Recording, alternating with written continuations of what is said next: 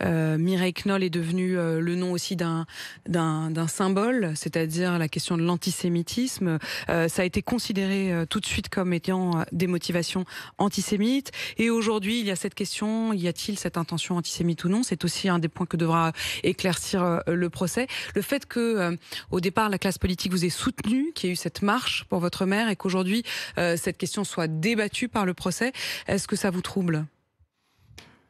Non, ça me trouble pas, mais vous savez, depuis, je pense à tous ces gens qui ont été assassinés par quelqu'un qui a dit Allahu Akbar, des gens qui ne comprennent rien à la religion, puisque toutes les religions sont plutôt amour. Et ces gens-là se permettent de tuer, que ce soit un prêtre comme Hamel, que ce soit Samuel Paty.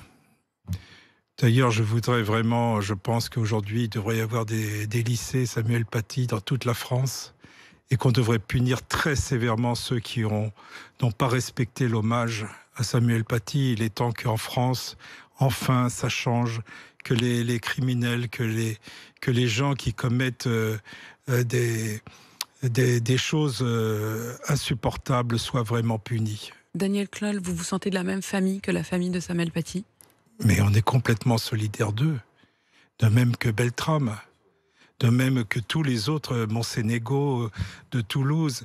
Et vous savez, à un moment donné, il faut se dire, vous vous rendez compte, 11 coups de couteau et brûlés.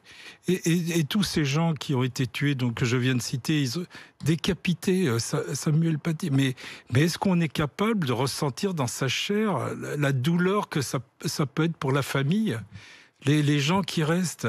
Et on est là à se demander qu'est-ce qu'on va faire aux 98 personnes qui n'ont pas voulu rendre hommage. Mais excusez-moi, on est dans un pays démocratique faible, trop faible. Ces gens-là, mais ils méritent des graves punitions.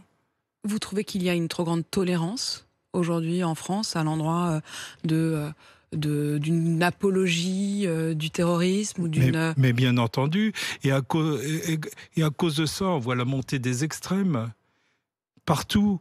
Mais c'est parce que aucun gouvernement ne réagit. Moi, j'attendais Sarkozy avec son Karcher, il n'est jamais venu.